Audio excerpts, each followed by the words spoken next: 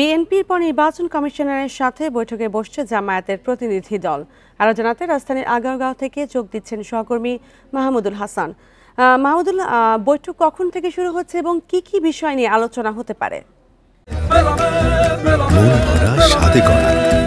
New Zealand dairy, excellence in quality.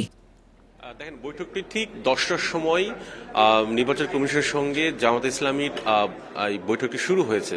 সেই বৈঠকে জামায়াতে ইসলামীর নেতৃত্ব দিচ্ছেন সেক্রেটারি জেনারেল এবং অন্যদিকে নির্বাচন কমিশনের পক্ষ থেকে নেতৃত্ব দিচ্ছেন প্রধান নির্বাচন কমিশনার এবং অন্য যে 4 কমিশনার আছে তারাও কিন্তু এই বৈঠকে উপস্থিত আছেন। বলা যেতে পারে যে এক যুগ পর কিন্তু জামায়াতে ইসলামী এই নির্বাচন কমিশনে আসলো।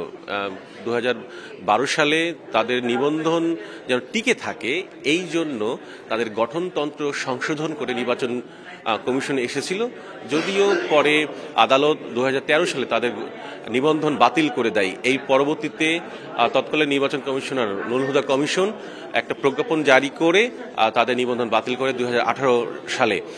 এরপরে কিন্তু আর বলা যেতে পারে যে এই 12 বছরের মধ্যে জামায়াতে ইসলামী আর নির্বাচন কমিশনে আসেনি এবং গত 9 তারিখ বিএনপি এসেছিল নির্বাচন কমিশনের সঙ্গে বৈঠক করেছিল এবং আজকে জামায়াতে ইসলামী এসেছে এবং ধারণা করা যেতে পারে যে জামায়াতে ইসলামী যদিও নিবন্ধন নেই, তারপরও যে বৈঠকটি চলছে নির্বাচন কমিশনের সঙ্গে নিবন্ধন বিষয়ে আলোচনা হবে, যদিও নিবন্ধন ফিরে পেতে জামায়াতে ইসলামী আদালতে হাইকোর্টে তারা আপিল করেছেন এবং সেটি এখনো চূড়ান্তভাবে রায় আসেনি।